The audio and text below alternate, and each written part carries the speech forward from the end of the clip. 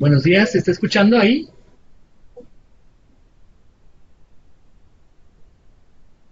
Afirmativo. Ok, bueno, entonces aquí teníamos unos problemas técnicos, vamos a empezar de nuevo. Un momentito. Buenos días, pues vamos a dirigirnos de nueva cuenta a quienes nos están acompañando en esta ocasión desde sus lugares de trabajo, unidades de evaluación y personal administrativo que está precisamente en sus diferentes oficinas en los estados de la República Mexicana. Agradecemos ya en este momento los participantes que tenemos siguiendo esta interesante conferencia web donde tenemos como invitada a la licenciada Aranza Guacuja de la Torre, quien abordará el tema de eh, precisamente temas notariales y la relación que tiene con el avalúo de crédito garantizado a la vivienda. Nos acompaña también la compañera Emma Barrios, quien estará dando seguimiento al desarrollo de la conferencia conforme el orden del día que se tiene para desarrollar y para darle su debido seguimiento. Y también nos acompaña el nuevo subdirector de Supervisión y Metodologías de Evaluación, Luis Ernesto Gastelum Celaya, a quien le cedemos el espacio para que se pueda comunicar con todos ustedes. Gracias, licenciado. Buenos días a todas y a todos los representantes de las unidades de evaluación. Me pongo a sus apreciables órdenes a partir del 1 de noviembre. Estamos en este nuevo espacio de Sociedad Hipotecaria Federal y bueno, a sus muy apreciables órdenes estaremos para servirles. Muchas gracias. Recordando que la sesión del día de hoy tiene que ver con el programa de capacitación que hemos implementado aquí en la Sociedad Hipotecaria Federal.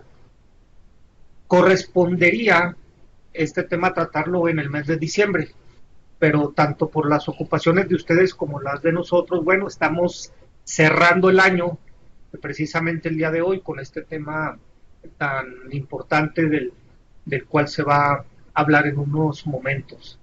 Obviamente, siguiendo las indicaciones del director general de la Sociedad Hipotecaria Federal, el licenciado Jesús Alberto Cano Vélez, propiciando la comunicación directa con las unidades de evaluación, con los representantes legales y también con los coordinadores y el personal administrativo de cada una de las unidades.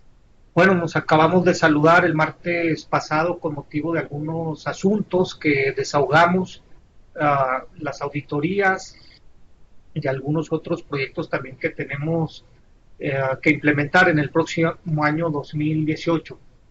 Y algunos también ajustes y mejoras del sistema. Y nos encontramos ahora aquí en esta conferencia web que resulta por demás interesante. Me permito entonces presentar a nuestra expositora el día de hoy, licenciada Aranza Guacuja de la Torre. Ella es licenciada en Derecho egresada de la Universidad Panamericana con especialidad en Derecho Mercantil por la misma universidad. De 2001 a 2010 laboró en la Notaría 6 de la Ciudad de México, en ese entonces a cargo del licenciado Fausto Rico, y de 2010 a la fecha en la Notaría 98 de esta Ciudad de México, a cargo del licenciado Gonzalo Ortiz Blanco. Emma, nos darías a conocer cuáles son los temas o subtemas del día de hoy y para darle directamente ya la palabra a nuestra invitada especial. Hola, buenos días a todos. Bueno, primero, agradecer a su presencia. Estamos cerrando con broche de oro un tema que siempre nos ha interesado y hemos tenido siempre muchas dudas.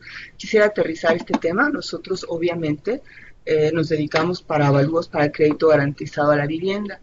Pero si bien es cierto, pues somos parte de todo el proceso hipotecario y este avalúo que nosotros generamos, pues llega al notario, llega por un propósito especial y de ahí se obtienen datos importantes. Entonces y nosotros siempre hemos tenido dudas sobre algunos campos, sobre algunas implicaciones que se tienen. A veces nos regresan el avalúo de los notarios porque no viene bien un dato o no viene otra cosa bien, y nosotros no captamos la importancia de hacerlo bien, hacerlo correctamente, y como nos lo pide la notaría. Entonces, en este momento, por favor, también los exhorto a dar sus dudas, a que pregunten, y pues aquí para aprovechar y molestar aquí a Aranzazú para que nos pueda contestar las preguntas. Bueno, el primer tema, bueno, el tema rápidamente, traslado de dominio. Después la importancia del avalúo para la compraventa, nuestro avalúo para la compraventa y para los notarios, lo que es el régimen de condominio y catastros. Entonces le cedo la palabra a Aranzazú y te doy la bienvenida. Muchas gracias. Muchas gracias por invitarme, estoy a sus órdenes. Tengo algún tipo de experiencia en estos temas, entonces principalmente creo que pudiéramos resumir en hablar acerca del traslado de dominio o del ISAI, tratándose del DF, y de condominios, básicamente más adelante. Creo que lo más importante, o podemos partir para hablar del impuesto sobre adquisición de bienes inmuebles o de traslado de dominio.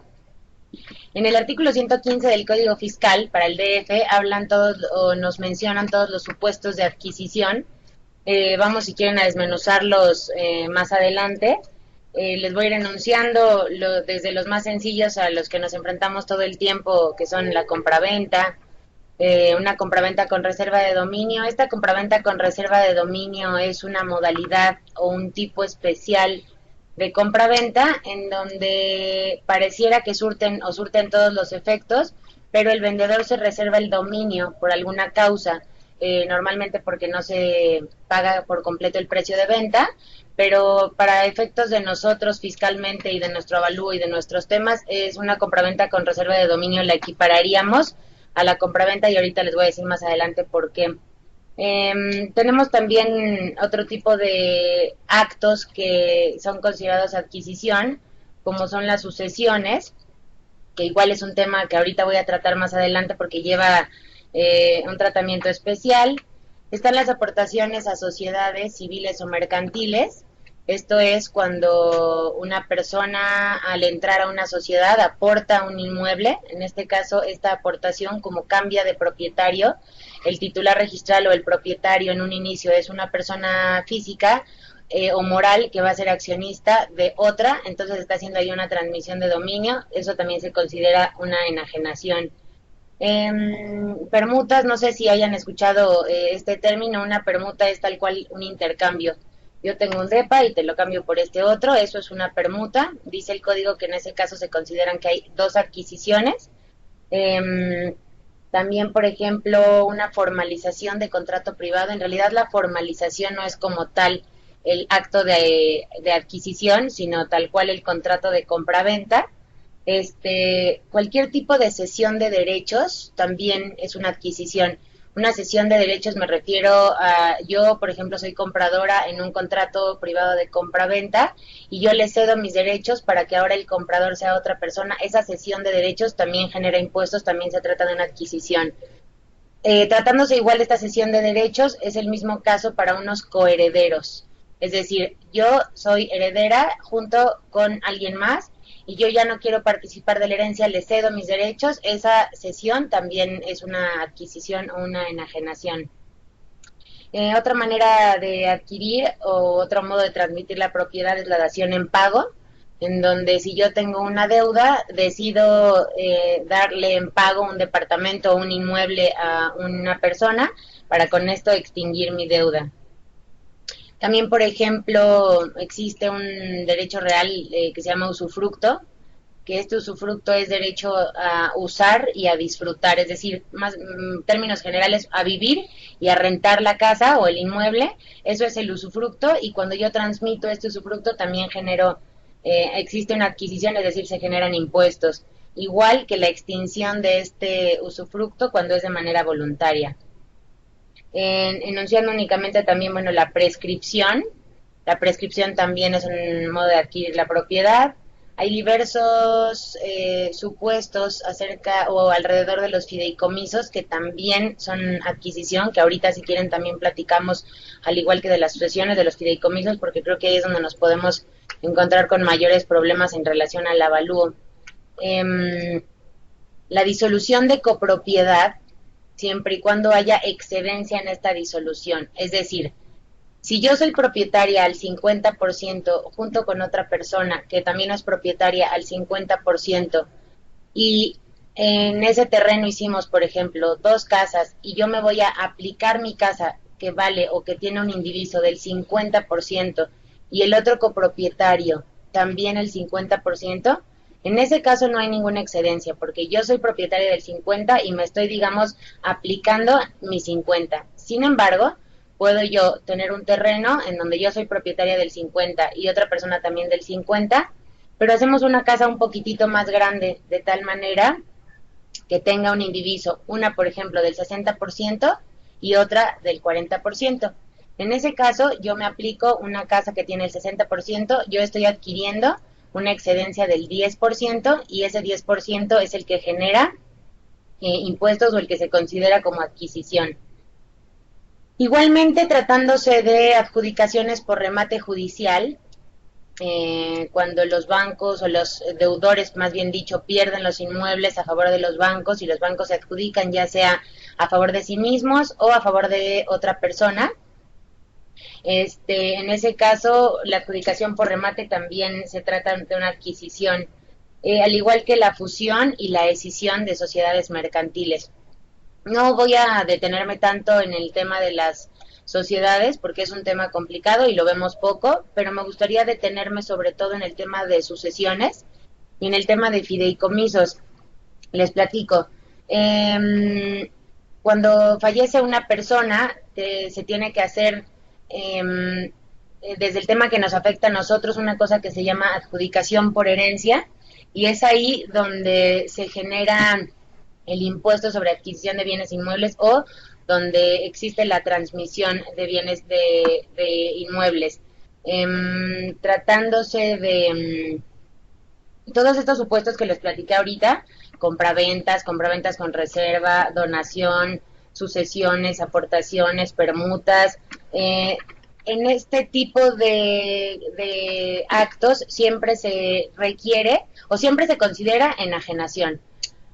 Ya considerando o ya teniendo el supuesto que se considera como enajenación, entonces nos vamos a los requisitos, digamos, para poder calcular el impuesto sobre adquisición de bienes inmuebles, que es ahí donde entramos, digamos, nosotros o ustedes, o la relación que tenemos entre ustedes y nosotros. Tratándose del ISAI, nosotros lo que tenemos que hacer es calcular por regla general con el valor catastral, valor comercial y precio. Son estas 3 mis comparaciones: valor catastral, valor comercial y precio. Y el más alto de esos 3 es el que va a ser mi base gravable. El avalúo, bueno, obviamente tiene que estar realizado conforme al Código Fiscal por las personas autorizadas y conforme a el Manual de Procedimientos y Lineamientos. Y tomo el más alto de estos 3 y calculo el ISAI. El ISAI se calcula entrando a la tabla que viene en el artículo 119 del Código Fiscal. Hablaba de la regla general porque, bueno, en jornada notarial no se requiere un avalúo fiscal para el cálculo del impuesto porque es una excepción a la regla y únicamente mi base gravable será el valor catastral. Tratándose de sucesiones, el propietario siempre va a ser el titular registral, que es el de cuyus, o vulgarmente llamado el muerto, ¿no? O sea, la persona que fallece es el titular registral, que es el propietario, y nosotros lo que vamos a hacer en el mismo instrumento de la compraventa será la adjudicación a título de herencia, que es en donde jurídicamente se transmite la propiedad o se formaliza esa transmisión de propiedad y posteriormente hacemos la compraventa. Aranzazu, es que Ujú. esto es importantísimo Ujú. porque llega al banco ya el crédito garantizado a la vivienda, pero anteriormente pasó algo, ¿no? Es objeto de una herencia además, y siempre el evaluador tiene esa duda, ¿a quién pongo al propietario? ¿Al que hereda? ¿Al que no? Entonces nos has dado un tip perfecto. Lo correcto en este caso, considero el propietario es el titular registral, tal cual el de cuyos. Jurídicamente también podríamos llamar que el propietario son los herederos, pero es que ustedes no tienen manera de saber quiénes son los herederos, sino que todo eso se va a ver en la propia escritura, porque puede haber, como bien lo dice Sema, varios casos, puede haber un proyecto de partición, varias cosas. Por eso considero que el avalúo siempre tiene que ver, tiene que estar a nombre del de cuyos, tratándose de herencias, de adjudicaciones o de sucesiones. Un supuesto parecido, y que por ahí ahorita lo están mencionando, aunque ahorita voy al fideicomiso de garantía, tratándose de fideicomisos, en tratándose de fideicomisos, siempre el propietario del inmueble es el fiduciario. El banco, el fiduciario siempre tiene que ser un banco. Puede ser que el beneficiario del dinero, del pago, sea otra persona que son los fideicomitentes, pero en este caso considero que el avalúo pudiera estar a nombre de cualquiera de los dos, del fiduciario, que es jurídicamente el propietario, o bien del fideicomitente. Pero aquí les digo, igual que en el tema de sucesiones, creo que ustedes no tienen que tener o por qué tener muy claro este tema, entonces considero que pudieran, o lo correcto es que el avalúo saliera a nombre directamente del fiduciario. Hay por ahí dos preguntas, no sé si quieren de una vez. ¿El fideicomiso de garantía no implica traslado de dominio? No. El fideicomiso de garantía les voy a platicar rápidamente. Así como hacemos hipotecas, es decir, una hipoteca es, yo le voy a pedir dinero al banco para que me preste para comprar, ¿no?, mi casa, que es lo que generalmente vemos. En ese caso, la casa ya va a ser mía, pero voy a dejar en garantía el inmueble, para que si yo dejo de pagar, el banco tenga seguridad de que puede recuperar su dinero a través de rematando, por ejemplo, ese inmueble. El fideicomiso de garantía es una figura parecida que surgió, ahorita les platico para qué, pero es una figura en donde yo, propietaria, o yo, persona que le van a prestar, aporto ese inmueble a un fideicomiso en donde yo no tengo la titularidad registral o no tengo la propiedad, sino que la tiene un banco y que va a actuar por instrucciones del banco que me está prestando el dinero. Entonces, si yo llego a incumplir, directamente el banco que me prestó el dinero puede pedir que vendan el inmueble. Es decir, es exactamente la misma garantía, o para nuestros efectos es lo mismo que una hipoteca, nada más que no, con la diferencia de que no me lo tienen que quitar, ¿no? Porque ya la propiedad es directamente de un tercero, de un fiduciario. Entonces, el fideicomiso de garantía, cuando tú lo constituyes, cuando yo aporto al fideicomiso de garantía, me tengo que reservar el derecho de reversión. Y esto es lo más importante tratándose de los fideicomisos. Cada vez que se pierde el derecho de reversión, es ahí cuando se genera el impuesto, cuando se considera adquisición. De tal manera que un fideicomiso de garantía, como únicamente es un instrumento tal cual de garantía, no se genera impuesto sobre adquisición de bienes inmuebles, ni cuando se constituye, sí, porque es una transmisión de propiedad, depende. Si yo ya soy propietaria de un inmueble y lo voy a aportar a un fideicomiso de garantía, no genera impuestos, porque me voy a quedar yo con el derecho, me voy a reservar el derecho de reversión, y cuando me lo devuelven, ya cuando acabo de pagar y todo, cuando me lo devuelven, tampoco, porque me reservé el derecho de reversión. Creo que aquí lo importante es, o lo que ustedes tienen que ver es, cuando hay adquisición. Cuando hay adquisición, que es cuando haya una persona diferente que adquiere el inmueble tal cual, ahí es cuando se genera. En el fideicomiso de garantía, yo deudora soy la misma que lo aporto, y yo deudora soy la misma a quien me lo regresan. Entonces, en ese caso no se requiere no hay traslado de dominio, por eso no se requeriría un avalúo. Aquí hay otra pregunta. Ajá. En cuanto a avalúos referenciados. ¿Sí? ¿Cuándo alcanzo a ver? Dice, ¿en qué casos se solicitan avalúos referenciados? Ok, el avalúo referido se requiere básicamente en dos supuestos, una digamos a nivel local y una a nivel federal, por así decirlo.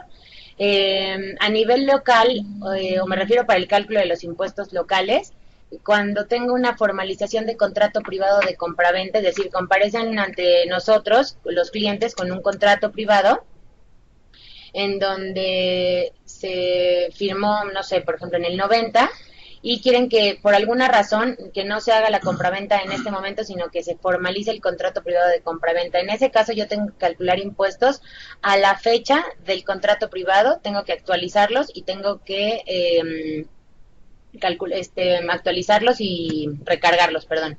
Entonces, en ese supuesto yo necesito un avalúo referido para poder tener mi base gravable de ese momento. Eso me refería a nivel local. Y a nivel federal, generalmente se piden avalúos referidos para poder calcular el impuesto sobre la renta por enajenación. Dice el Código Fiscal Federal, la Ley del Impuesto sobre la Renta, que cuando mi manifestación de construcción, regularización de construcciones, no tenga monto de las construcciones y los clientes no o los propietarios no tengan facturas que acrediten el costo de las construcciones, en ese caso me dan, digamos, permiso para utilizar un avalúo referido a la antigüedad de las construcciones para saber el valor de las mismas y su antigüedad. Entonces, son esos dos casos principalmente cuando necesitamos avalúos referidos: formalizaciones de contratos privados de compraventa, y para el tema de cálculo de impuestos sobre la renta, cuando no se tenga montos en los documentos de construcción, por así decirlo. Pasamos al siguiente tema. Sí, el avalúo, la importancia del avalúo en tratándose de las adquisiciones o de las operaciones o escrituras traslativas de dominio en el Distrito Federal es vital, ¿no? Nosotros tenemos que revisar efectivamente cuenta predial, que por supuesto y siempre tiene que ser individual y definitiva.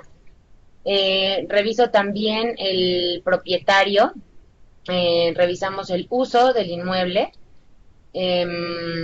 revisamos número de niveles que coincidan con la zonificación y con el nivel que tengamos nosotros en nuestro departamento, digamos, medidas y colindancias, y efectivamente, por supuesto, la dirección del inmueble.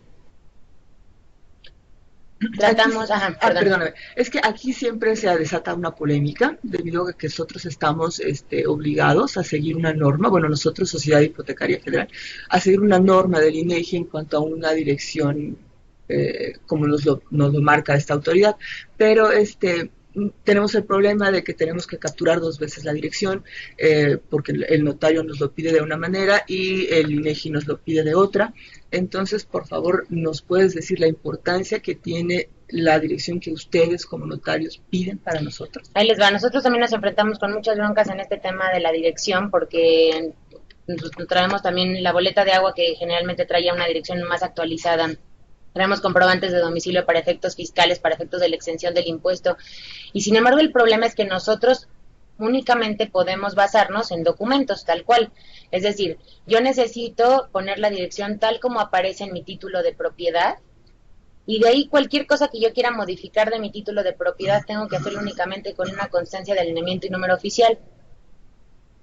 Si yo no puedo, porque yo tenga en una boleta predial o porque físicamente ya la colonia sea otra, ponerle de buenas a primeras colonia, ¿no?, otra nueva, si en mi título de propiedad o en registro público aparece otra. Yo siempre necesito que haya un documento que me acredite que ese inmueble que antes era tal, hoy es esta otra dirección. Entonces, la dirección como nosotros la requerimos, como la ley nos la pide a las notarías, a los notarios, es tal cual como aparece en el título de propiedad o modificada, solamente si es que hay una constancia de alineamiento y número oficial. Es importantísimo eso, es importantísimo también el tema de los propietarios, que fue un poquito lo que traté hace ratito. Tratándose de las cuentas prediales, quiero hablarles varias cosas que seguro, bueno, no sé, a mí me cuesta mucho trabajo y he tenido varias broncas, pero tratándose, por ejemplo, de las subdivisiones, de las fusiones de predio, de los regímenes de propiedad en condominio, les voy a platicar. Los regímenes de propiedad en condominio, jurídicamente o físicamente, es un lote de terreno que tiene un folio real y una cuenta predial. Se hace la escritura del régimen de propiedad en condominio, que es en donde jurídicamente se crean los departamentos que ya están construidos, y al mismo tiempo se tiene que hacer un trámite en fiscalización y en catastro para pedir la individualización de las cuentas prediales, porque si no tenemos cuentas prediales individuales no podemos escriturar. Este trámite de individualización, y capaz me estoy adelantando un poquito, este trámite de individualización lo tienen que hacer directamente los constructores o los constructores a través de la notaría, a través del SIGAPRED. Primero tenemos que obtener una serie de diferencias en fiscalización. Una vez que se pagan, se ingresa el trámite en catastro y se capturan los datos en SIGAPRED. Se captura la superficie total del terreno, se captura la superficie de construcción de cada una de las unidades privativas, las instalaciones especiales que tiene este régimen, y posteriormente la autoridad nos contesta ya con las cuentas prediales individuales. Últimamente me ha pasado que tengo, bueno, más bien, en el SIGAPRED primero cuando lo mandas, ya te arroja las cuentas prediales individuales, pero estas cuentas prediales individuales digamos que son preliminares y dice incluso copia sin efecto y tal, y con estas cuentas no se pueden hacer avalúos, no se pueden escriturar, es decir, hasta que ya estén el SIGAPRED cerrado, por así decirlo, ya con la emisión favorable a favor del notario de las cuentas prediales, es en ese momento hasta que se puede ya cerrar el avalúo. Me voy a detener tantito. Para un régimen en condominio, ¿cómo se aplica la norma INEGI? No veo nada, perdón. Desde el exterior, calle, número, entre calles, no tengo ni idea. Es decir, bueno, no, ¿a qué se refieren? Sí, bueno, la norma INEGI habrá que consultar la norma INEGI. Mejor vamos a la pregunta siguiente. Gracias. ¿Qué efecto tiene en notaría el área común privativa cuando el acreditado realiza una construcción? Área común privativa. Bueno, ahí les va. Entonces les voy a hablar primero rápido de lo que es el condominio para que después podamos contestar esta pregunta. El régimen de propiedad en condominio es otra modalidad de la propiedad en donde tengo propiedad exclusiva y copropiedad, es decir, yo soy propietaria de mi departamento al 100% y soy copropietaria junto con mis demás vecinos de todas las áreas comunes, de edificios, de escaleras, de estacionamientos. Ese es el indiviso. El indiviso es el porcentaje del que soy propietaria junto con mis demás vecinos de las áreas comunes, que son tal cual el terreno, las escaleras, los elevadores. Dentro de las áreas comunes, digamos, podemos encontrar áreas comunes como tal, o lisa y llanamente, y áreas comunes con derecho a uso exclusivo. Estas áreas comunes con derecho a uso exclusivo están asignadas nada más, digamos, de manera, digamos, momentánea, ahorita les voy a decir por qué, o están asignadas a un condominio, a un propietario. Y digo que están asignadas de manera intermitente o momentánea a un propietario porque si se reúne la asamblea y deciden cambiar esto, se puede hacer, siempre y cuando sean asambleas, cumplan con ciertos otros requisitos, pero se pudiera llegar a hacer, es decir, no dejan de ser áreas comunes por estar asignadas a un departamento o a una unidad privativa. Los cajones de estacionamiento y las bodegas, los cuartos de servicio y todas estas, digamos, anexos o accesorias, pueden también ser consideradas comunidades privativas, en cuyo caso pues tienen que tener cuentas prediales y no forman parte estas entonces de áreas comunes ni del indiviso. ¿Por qué? Porque estas son otras áreas privativas. Entonces, ¿me puedo regresar, perdón, a la pregunta? De que ahí arribita tantito. Ahí está. ¿Qué efecto tiene en notaría el área común privativa cuando el acreditado realiza una construcción? En estricto sentido, el condominio no puede realizar una construcción sobre un área común que es derecho a, es decir, no hay área común privativa, ¿no? Sino sería como, entiendo que es un área común con derecho a uso exclusivo. No lo pudiera hacer, ¿por qué? Porque esa área común está asignada únicamente a este condominio, pero sigue siendo propiedad de absolutamente todos. Entonces no tendrían, no podría hacerlo el condominio. Si lo hace, entiendo que tendría que, o sea, estaremos en un caso especial porque es tal cual como si yo construyo en otra casa. No, es que aquí me están Sí. diciendo. Me dicen que efectivamente la norma INEGI no dice nada al respecto. Yo les prometo que el año próximo traemos a la gente de INEGI para que nos explique, le digamos nuestras dudas y y nosotros protestemos. Efectivamente. Queda como compromiso. Entonces, perdón, no puede de ninguna manera un condominio construir en un área común que está asignada a su uso nada más. Hay una pregunta ahí arriba que tampoco leí, perdón. Dice, para el caso de elaboración de la CUP y la de la Infonavit, si no se agrega la dirección conforme al domicilio geográfico, ay, no veo nada, perdónenme, no podemos generar CUP y, por ende, la cédula Infonavit refiere que se indica la dirección conforme al domicilio geográfico, poniendo nota en declaraciones y advertencias de la dirección descrita en título de propiedad.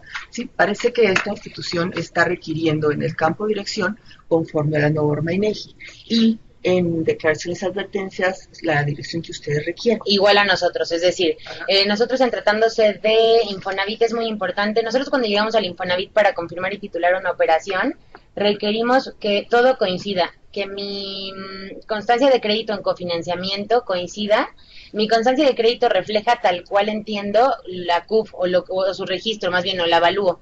Entonces, mi constancia de crédito en cofinanciamiento tiene que coincidir con registro público. Entonces, nosotros cuando hay algún tipo de discrepancia en la dirección y les digo que está siempre sustentada con el alineamiento, que es lo que siempre pedimos, o que en el propio antecedente se refieran, no sé, por ejemplo, que antes tenía un número y que ahora tiene otro, o por alguna fusión o algo, pero que yo lo pueda ver, les digo, en algún documento, como la escritura o el alineamiento y número oficial, en ese caso yo también lo puedo poner en observaciones. Entonces, yo creo que el Infonavit se sensibilizó también de estos cambios de dirección y por eso fue que nos lo puso tanto a nosotros como a ustedes, pero sí es así como le hacemos nosotros, lo ponemos en observaciones también. Siendo el caso de área común privativo, ya hay construcción que se debería hacer tanto como acreditado y qué efectos tiene en el avalúo. ¿Qué pasaría en el caso de que haya un área común privativa en donde se hizo una construcción? En ese caso, en estricto sentido, lo tendría que aprobar la asamblea de condóminos y tendría, en el avalúo entonces tendrían que, entiendo yo, sumarlo a la superficie de construcción que tiene pero es que no, o sea, tendríamos que modificar el régimen de propiedad en condominio para que pudieran ustedes hacer eso, porque ustedes tampoco pueden nada más sumar un área privativa, según yo, o sea, un área de construcción. Entonces, en ese caso tendrían que modificar el régimen de propiedad en condominio para hacer esa área común privativa como más bien área de propiedad exclusiva del propio la planta baja, o sea, es decir, por ejemplo, un garden house o un departamento en planta baja que construyó algo o un penthouse, por ejemplo, que construyó en la parte de arriba o lo que sea, en ese caso tendría que modificarse el régimen de propiedad en condominio para decir que esa unidad privativa ya no tiene, no sé, 100 metros de construcción, sino que ahora tiene 120 metros de construcción y entonces poderlo hacer correctamente, ¿no? Porque no se puede, como les comento, construir en un área común que está nada más asignada como derecho a uso exclusivo. Entonces, esa área no se debería contar. No se debería contar porque no es propiedad no es propiedad de ese condominio, así es. Pues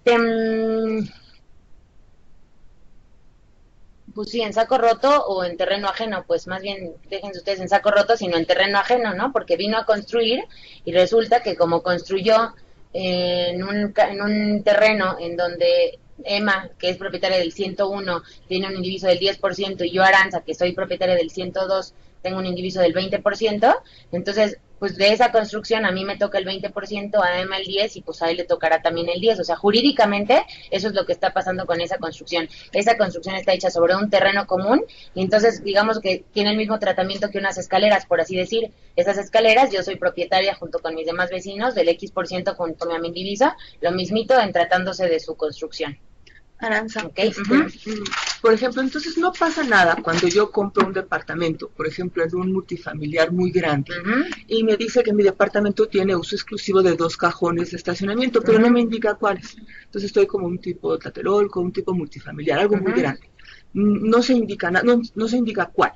Entonces, a la hora de que yo voy a escritura y demás, o sea, ustedes constatan que este departamento tiene uso exclusivo de 2 cajones de estacionamiento. Pero lo compró mi abuelita. y ella no tiene coche.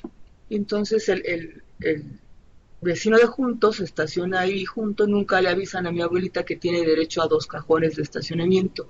Esto cómo se refleja en un avalúo, a lo que voy, porque muchas veces no está en el contrato de compraventa identificado qué es lo que me toca o qué es lo que yo puedo usar. Entonces, como evaluador, si yo no lo tengo en el documento, ¿qué puedo poner o en qué me puedo basar para hacer mi trabajo correctamente y indicar qué es lo que le toca? Es súper importante tu pregunta. Únicamente en la escritura. Nos tocan al revés. Es decir, oye, yo tengo 2 cajones de estacionamiento. No, pues es que no, aquí no dice que tú tienes 2 cajones. Es que yo te lo juro que yo los tengo. Entonces, lo que tenemos que hacer en ese caso es irte al régimen de propiedad en condominio para ver qué tratamiento se le dio a los cajones de estacionamiento. Y entonces probablemente haya sido un error, digamos, de tracto, que cuando se ve antes, ¿no? La verdad no era tan importante este tema de los cajones o alguna cuestión. Entonces puede ser que cuando mi abuelita compró de primera instancia, por así decir, no hayan puesto en su escritura. Entonces nosotros lo que tenemos que hacer, o sea, ustedes como evaluadores lo que tienen que hacer para hacer correctamente únicamente, y yo también como notaría, es basarme en la escritura. Si en mi escritura no aparecen los cajones de estacionamiento y los clientes dicen que sí tienen cajones de estacionamiento, lo único que nosotros como notaría podemos hacer es ir al régimen de propiedad en condominio para ver en el régimen de propiedad en condominio qué tratamiento se le dio. Si son derecho a uso exclusivo, cómo se asignaron, cómo se van a asignar, y si son derecho a uso exclusivo pero no se asignaron, no podemos hacerlo a menos que haya de por medio un acta de asamblea de condóminos que nos diga: tenemos un lugar, en este edificio tenemos un lugar de estacionamiento de tantos metros, hay tantos cajones de estacionamiento y son 2 para cada vecino, o 1 para el departamento 101, 2 para el departamento tal, todo esto. No hay otra opción, no se puede hacer de alguna otra manera. Hay muchas gentes que tienen contratos privados y tal, y eso lamentablemente no se puede no se puede incluir en la escritura, ¿no? Tratándose, perdón, de las cuentas prediales, que me quedé por ahí, en las cuentas prediales es importante que contemos, no es importante, o sea, es indispensable que tengamos las cuentas prediales individuales, tanto en tratándose de condominios, tratándose de inmuebles provenientes de subdivisiones o de fusiones. Es decir, yo tengo un inmueble muy grande, lo parto a la mitad, que es una subdivisión de predios. En este caso, tenemos que tener forzosamente 2 cuentas prediales. Puede ser que la cuenta predial, digamos, matriz, se cancele y generen 2 nuevas, o que esa cuenta predial matriz se quede para el terreno más grande y nada más le generen una al terreno más chico, pero se tienen forzosamente que tener 2 cuentas prediales. Para el caso de fusión, lo mismo, pero al revés, ¿no? O sea, tengo yo 2 lotes de terreno y los hago unos solos por virtud de la licencia de fusión. En ese caso, lo mismo tengo que hacer con mis cuentas prediales, tengo que fusionarlas y generar una sola. Lo mismo, puede ser la de mayor extensión y que cancelen la otra, o puede ser que me den un tercero. Si no tenemos estas cuentas, no podemos hacer 2 avalúos. No se puede vender un inmueble, un solo inmueble subdividido un solo inmueble fusionado con 2 avalúos. Se tiene forzosamente que fusionar. Existen casos donde el régimen menciona 2 cajones para cada departamento, realizarlo de una manera, quiero decir, 3 cajones para otros 2, etcétera. ¿Qué hacemos en esos casos? Lo mismo, siempre tiene que estar documentado. Lo que les platicaba, exacto, ese contrato privado que hacen después los constructores, donde yo te vendo aquí un cajón extra y me pagas 30,000 pesos, si no aparece en la escritura de primera venta, por así decirlo, o en una escritura de asignación de cajones de estacionamiento después, no lo podemos tomar. Y lo que pues en la práctica hacemos es nada más que igual se transmita por medio de esa misma carta, pero jurídicamente no tiene ningún efecto y es incorrecto. Es decir, en la escritura yo solamente puedo poner lo que aparece en la escritura anterior o en las escrituras anteriores, en los antecedentes. Hablando de cajones de estacionamiento, han tocado casos de elevautos con cuenta predial. ¿Es correcto?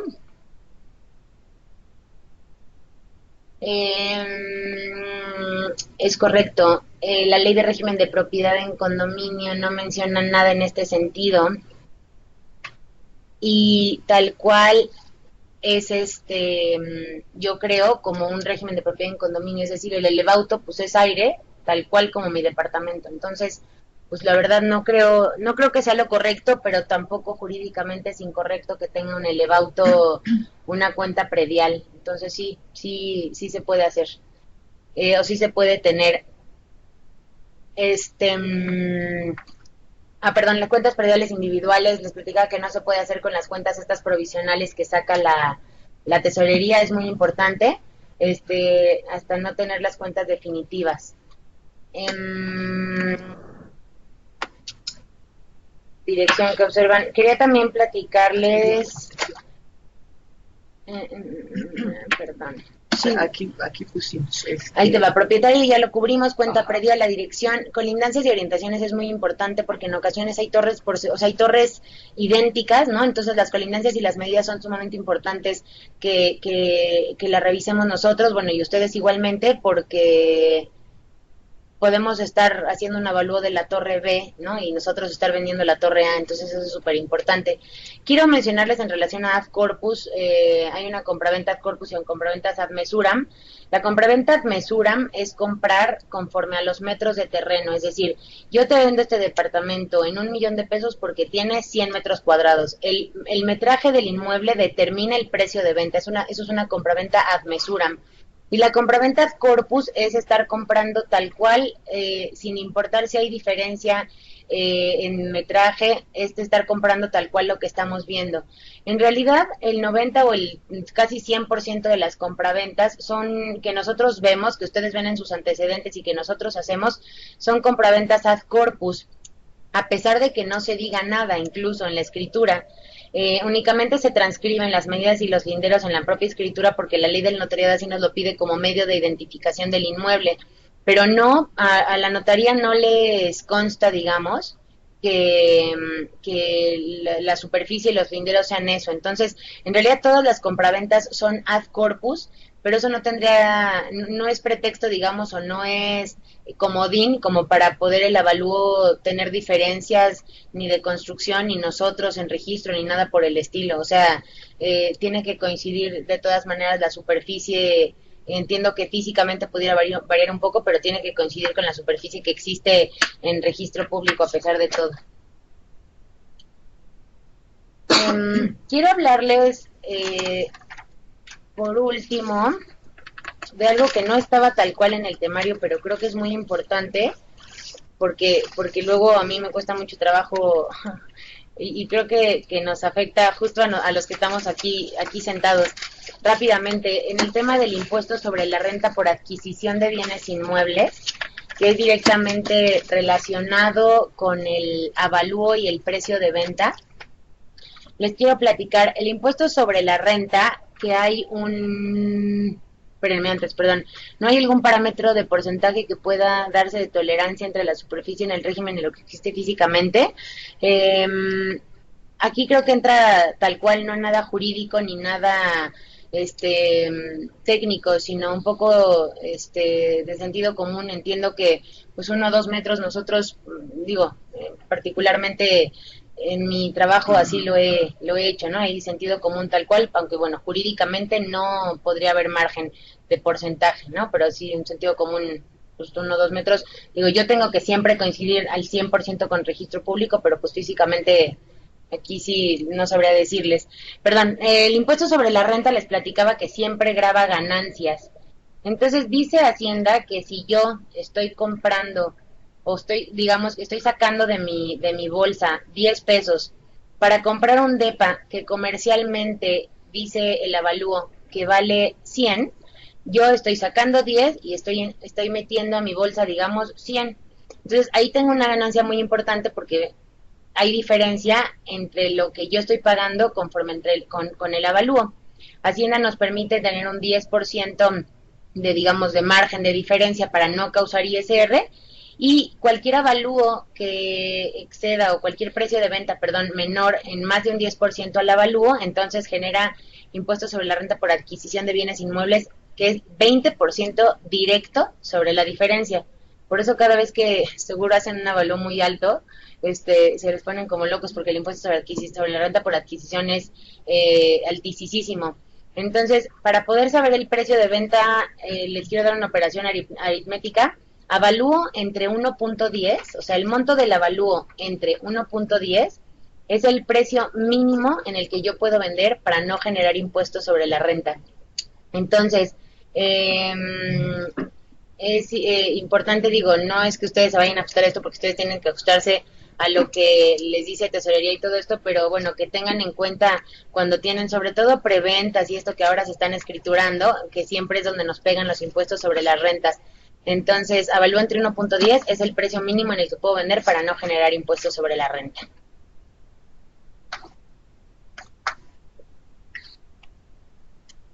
Ok, entonces seguimos con nuestro programa.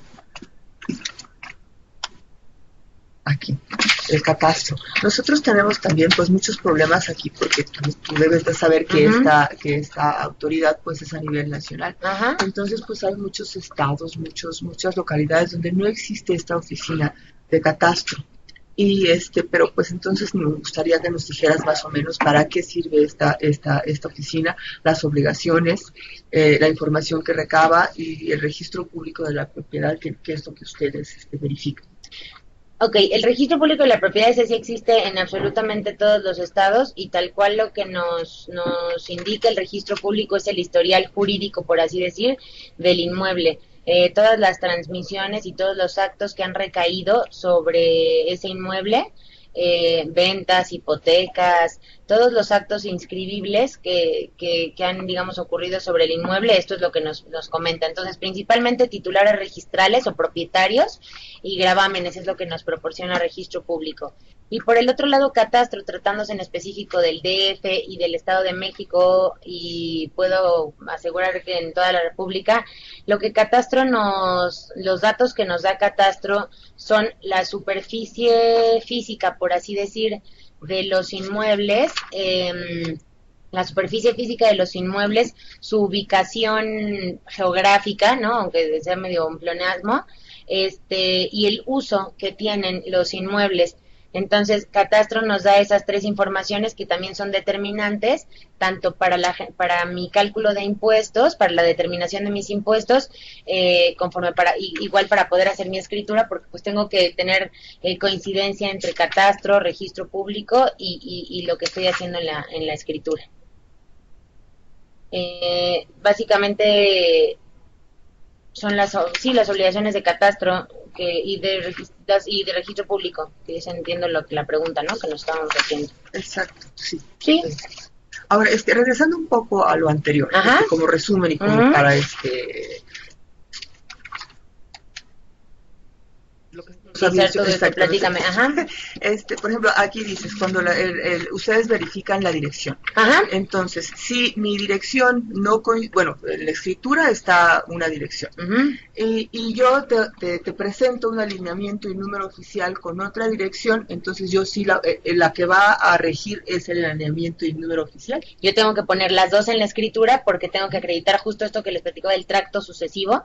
En registro público no van a cambiar la dirección bajo ninguna circunstancia. Incluso en registro público no toman nota siquiera de las construcciones. Cuando son terrenos muy viejos, siempre en registro público va a aparecer como lote de terreno y no como ya la casa marcada con el número ciento y tanto de la calle de Guanajuato, por ejemplo. Entonces, para que registro, me va a decir registro, oye, pues tú estás vendiendo la casa de Guanajuato tal, pero a mí me estás diciendo que estás vendiendo el lote tal. Entonces, para estos efectos yo tengo que agregar siempre las dos direcciones y tengo que poner antes, digamos, y después.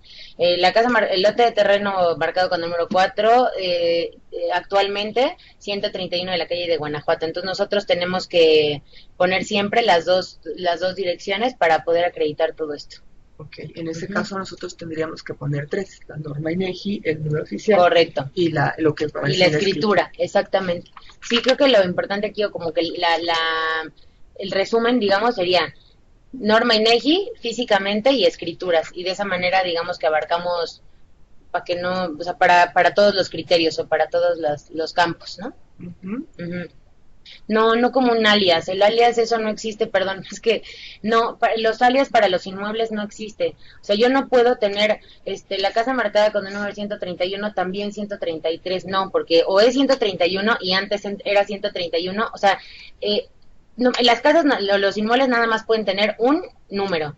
ya sea que antes tengamos un número diverso, pero hoy tienen otro. Este ejemplo es el actualmente, ¿no? Tal cual. Lote de terreno número 4 y construcciones en él existentes marcadas con el número 100 total de la calle de Guanajuato. O aquellos, no sé, por ejemplo, la calle de Marruecos 111, que se fusionó y tal y no sé cuánto, y entonces antes era 111, pero después de la fusión tiene el 114. Entonces, en realidad siempre tiene que ser un antes y después. No un alias, no un también conocido, ni registralmente, ni nada. Eso está mal, considero yo. O mi jefe, ¿no? Exactamente. Ok, muy bien, sí. No sé si el ingeniero Guacuja quiera agregar algo, porque él ha tenido contacto pues con otra, está en Sonora, está en el norte, entonces a lo mejor los problemas a los que se enfrentan son diferentes. Por ejemplo, aquí nosotros mencionamos sobre los elevautos, sobre las bodegas que se escrituran con otro número catastral diferente, o los cajones de estacionamiento, pero sabemos que esta buena o mala práctica no podemos juzgar aquí, solamente se da en ciertas localidades y no en todas. Pero entonces quisiéramos darle la palabra al ingeniero Guacuja, al ingeniero Gastelum, para que nos diga, o si tienen algunas dudas también. Sí, yo creo que lo que acaba de decir la licenciada Guacuja es lo que prevalece ahorita en los registros allá en Sonora. Se trata de darle ese seguimiento desde el origen, desde que inicia con un número, y si hay movimientos, bueno, hay que ir dejando constancia de lo que desde el origen para tener una trazabilidad. Eso sí, coincide. Sí, el tracto sucesivo creo que no solo son principios registrales, sino que también nos afecta a todo, porque o sea, tenemos siempre que acreditarlo, pues no podemos nada más de buenas a primeras decir. Muchísima gente nos trae escrituras que dicen lote de terreno y de repente una boleta predial que dice casa tal. Pues, ¿yo cómo voy a saber que esa casa no es de otro inmueble, no? Yo necesito una boleta, un alineamiento en donde me diga las dos cosas, porque aparte la autoridad también, y aquí tenemos que tener cuidado porque la autoridad es bien chistosa y te dice, pues sí, esta casa es este número y ya, pues sí, mi lote. Entonces es importante también o sea, tenemos siempre que tener documento que acredite todo esto. Es muy común que lo vivimos cotidianamente, que originalmente se pone el lote tal de manzana tal y ya después viene el alineamiento oficial. Exacto. Entonces tiene que ponerse ambas cosas, ¿no? Para que quede la trazabilidad. Bueno, aquí tenemos otro comentario. ¿Sí? Que dice, en dirección se escribiría lo más reciente y en las notas se escribiría el antes y actual. Es una pregunta que nos hacen. Yo cuando reviso el avalúo me da igual, es decir, sí, o sea, la dirección tiene que estar lo más reciente y en algún lado del avalúo tiene que decir lo que viene en mi escritura. Cuando decía que me da igual, no importa pues si la dirección que ustedes ponen es la de la escritura y en notas o en observaciones ponen lo actual. O sea, con que en el avalúo en algún lado venga todo, con eso para mí como notaría es suficiente. No sé si haya otras normas y tal que ya los obliguen a poner en orden diferente, pero para mí con que yo en el avalúo encuentre todos esos datos, para mí es suficiente. Ok, pues creo que también aquí un poquito considerando y tomando el tema que nos decían de la norma INEGI, nada más recordar, la norma INEGI se tiene que seguir. Nosotros como entidad del gobierno, también Infonavit y todas estas entidades de gobierno que están obligadas a seguir la norma INEGI para estandarizar las direcciones a nivel nacional.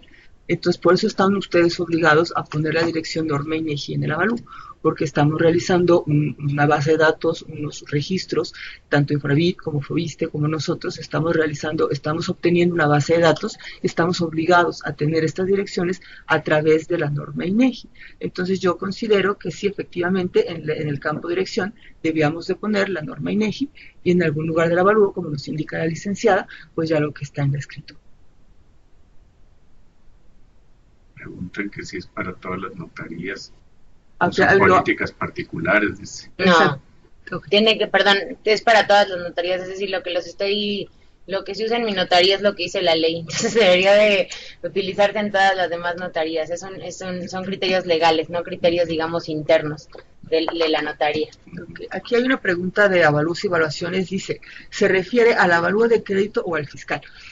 Bueno, al principio dijimos que obviamente nosotros nos dedicamos al avalúo para crédito garantizado a la vivienda y este es el que lleva el banco a la notaría. Así es el deber ser. Entonces estamos hablando de ambos avalúos, que es el mismo. Entonces, pues, sí, en estricto sentido tendría que ser el mismo. Tratándose de créditos, nosotros no requerimos avalúo, pero bueno, la política del banco generalmente nos obliga a tenerlo, entonces pues tendrá que ser para cualquier tipo de avalúo, aun cuando bueno, pues nosotros tenemos un poquito más de cuidado o menos flexibles, por así decir, en tratándose de avalúos fiscal, porque aparte tenemos que cubrir otro requisito, pero aquí creo que también ya entran bancos y todo el rollo, entonces creo que tendrá que ser todo esto para ambos créditos, para los fiscales y para los del crédito. Ok, no sé si tengan alguna otra duda o inquietud. Siempre el llenado del avalúo y todos estos temas nos agobian y no sabemos qué hacer. Pero creo que aquí, por ejemplo, ha quedado lo más importante, por ejemplo, que el nombre del propietario, ya haciendo un resumen, el nombre del propietario ya nos han dicho que efectivamente hay que poner el que aparece en la escritura. Si es la persona ya falleció, sigue siendo el propietario y eso es lo mejor que se debe Así es. poner. Preguntaban, perdón, también Sí. que si el albacea pudiera considerarse como... lo pueden poner como solicitante del avalúo tal. Creo que pudiera ser correcto. El albacea, lo voy a poner entre comillas porque si alguien me oye me van a regañar, pero pudiera ser como el representante de la sucesión. El albacea es como el encargado de llevar a término, por así decir, la sucesión. Entonces, considero de todas maneras que lo correcto sería que sea el de cuyos. El muerto para efectos esto del Infonavit, del banco, de todo, porque de esa manera no sé, les pueden a ustedes proporcionar, por ejemplo, un documento de albacea que ya se haya modificado y todo. Entonces, creo que lo más idóneo, por así decir, para todo el mundo es que con el título de propiedad, ustedes tomen como propietario al de cuyos y que en la escritura o en el juicio ya se acrediten todos los demás pasos, tanto el nombramiento de albacea, los herederos y todo, pero considero que jurídicamente no está mal, pero creo que lo mejor sería al de cuyos. Ok, y quiero repetir unas palabras que me encantaron, que acabas de decir, Ajá. y dice, la cuenta predial es individual y definitiva. Y de ahí no moverme porque tú me acabas de decir que eso es lo legal. Tenemos lo que se debe muchísimos hacer. problemas, así es, perdón, tenemos muchos problemas para individualizar cuentas que ustedes saben es un rollo. Entonces los constructores ya están desesperados cuando llegan con nosotros y quieren escriturar a como de lugar. Entonces, pero nosotros no podemos pagar impuestos con cuentas provisionales. Entonces es súper importante que siempre revisemos, creo que ustedes y nosotros, que los avalúos con los que estén haciendo sus cuentas, que los avalúos con los que estén haciendo, las cuentas prediales con las que estén haciendo sus avalúos sean las definitivas y estén reconocidas ya, digamos, o dadas de alta en tesorería, porque si no, por sacarnos, digamos, de un problema ahorita y escriturar, nos generamos problemas más adelante porque no podemos pagar impuestos y con esto no podemos dar un completo servicio a los clientes. No, para nada tontos, al contrario, me tranquiliza mucho saber que ustedes también tienen las mismas dudas y problemas que tengo yo, así que para nada, ninguna pregunta tonta. Muchas gracias. Bueno, la quiero leer porque creo que no todos tienen la visión de las preguntas. Dice, correcto, perdón que parezca tonta cierta pregunta, pero algunas notarías son algo cerradas. Gracias, licenciada. No, para nada. Sí, ¿quién recibe el pago si el propietario es finado? Depende de muchas cosas, depende de la aceptación de herencia, del nombramiento de herederos, del proyecto de partición. Digamos que a quien le toque al final del camino la lana va a venir en la propia escritura acreditada. Porque te digo, tienes que tener primero el nombramiento de herederos y puede ser, no sé, que haya alguna cesión de coherederos que les platico o que en la masa hereditaria haya 4 inmuebles y entonces nos repartimos y entonces uno solo es para mí y así. Entonces depende de muchísimas cosas aquí quién recibe el pago. Por eso es que les digo que creo que lo correcto no es que ustedes pongan en su avalúo quién recibe el pago, sino el de cuyos, que es lo único seguro que tenemos. Una persona es dueño del inmueble y se murió y punto. Hay inmuebles viejos donde el departamento y cajón tienen la misma cuenta predial con indivisos independientes. En estos casos podemos sumar indivisos. Híjole, ahí les va. En ese caso, efectivamente hay inmuebles viejos que tienen la misma cuenta predial por costumbre. O sea, es decir, dejaron de pagar las personas la otra cuenta predial y entonces ya se dio de baja y tal, pero no existe eso. Y la práctica me lo ha, no solo la ley dice eso, sino que la práctica me ha enseñado, cada vez que tengo 2 indivisos, tienes que mandar al cliente a que consiga su cuenta predial, porque siempre existe, pero está de baja por alguna causa. Entonces, en ese caso me han tocado, no les ha tocado a ustedes porque no ven eso, pero igual en registro público, que medio fusionan, por así decir, ¿no? Las folios reales, cuando en realidad tienen que ser por separado y eso, y entonces, en el caso que me plantean en lo particular, no se pueden sumar indivisos, sino que tenemos que tener una boleta predial y obligar al cliente a que consiga esa boleta predial, porque aparte existe, sin lugar a duda, y entonces poder hacer los 2 avalúos. Siempre que tenemos indivisos, tenemos que hacer 2 avalúos, forzosamente, porque eso quiere decir que son unidades privativas independientes. Okay, hay otra pregunta. Ya no comentaron qué solución tendríamos con abreviar datos en los domicilios. ¿Es válido? Sí, es válido abreviar en Infonavit o estos que no caben, sí podemos residencial y poner RS y conjunto, un CTO, una cosa así, o sea, sí es válido, sí es válido abreviar. No nos piden que venga tal cual toda la dirección y muchas veces no cabe y todo esto. No, pues la norma INEGI. La norma INEGI no permite abreviaturas. Entonces no. Bueno, sería en lo que parte, lo que se refiere a tu dirección, sí, ¿no? Por mí no hay ningún problema, o sea, jurídicamente no hay ningún inconveniente, aun cuando, bueno, pues tienen ustedes que tomar en cuenta también la norma INEGI y estar a todo lo que dicen todas las normas, ¿no? Entonces podríamos poner abreviaturas en la dirección que viene en la escritura, en declaraciones y advertencias, y en norma INEGI, pues, guiarnos a lo que nos dice esta norma. Uh-huh. Aquí hay otro comentario, dice, hay ocasiones que ni abreviado cabe. Pues sería un poco como de sistema, ¿no? Es decir, ahí sí no... Ok, pues si es muy común, si es un problema muy frecuente, pues podrían venirnos a platicar con nosotros para que en el sistema maestro de evaluos abriéramos los campos para tal efecto. Ya, si no hay alguna otra pregunta, aprovechen aquí, Aranzazuno, todos los días tenemos. Cualquier cosa, estoy siempre para servirles, ¿no? Muchas gracias. Le grabamos el audio después, que bueno. Sí, como siempre lo vamos a subir y les vamos a indicar la liga para que la puedan consultar completa. Luego dice, se comentó algo del fideicomiso. Sí, efectivamente, nos dijo cuándo es traslado de dominio y cuándo no.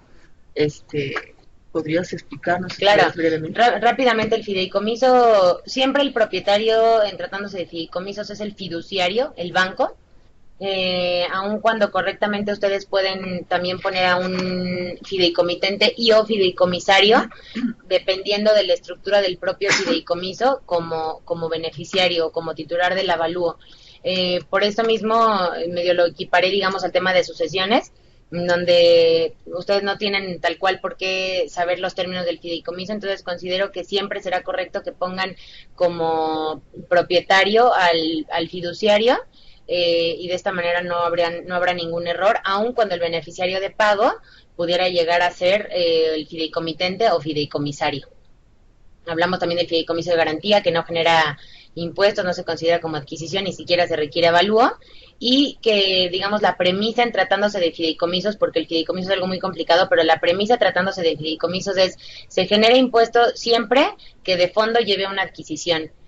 Cuando me obliga a designar fideicomisario diverso, cuando obliga a designar fideicomitente, es decir, siempre que escondido traiga una transmisión, o sea, que yo no sea al final del camino la dueña o el dueño inicial, es entonces ahí cuando va a haber adquisición.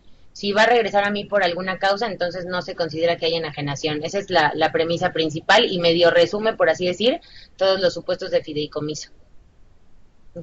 Ok, pues muchísimas gracias, Sara. Ajá. Te agradecemos muchísimo la presencia, todos tus conocimientos, toda tu experiencia valiosísima. Nos has abierto los ojos, nos has resuelto muchísimas dudas que nosotros teníamos y te agradecemos infinitamente tu presencia. Estoy para servirles. Perdónenme, ahí nada más rápido. Cuando los fines del fideicomiso la fiduciaria otorga poder para hacer traslado de dominio a una constructora, en esos casos es factible indicar esa. Sí, claro, el poder siempre nos salva, digamos, es decir, el poder faculta, bueno, depende del tipo de poder, pero sí, el poder faculta para recibir pagos o para poder incluso poner como titular al apoderado. Pero igual vuelvo a lo mismo, capaz ese poder se revocó, lo que sea, entonces por eso, más marrado, más seguro, yo me iría siempre por el fiduciario, pero sí, la pregunta es correcta. Estoy para servirles, muchas gracias por invitarme y lo que necesiten, ahí estoy en la notaría. Muchísimas Muchas gracias. gracias. Gracias. Correcto, vamos a entregarle un reconocimiento muy sencillo por haber participado con nosotros. Dice de la siguiente manera: Sociedad Hipotecaria Federal, Sociedad Nacional de Crédito, todo el presente reconocimiento a licenciada Aranzazu Así es completo, ajá.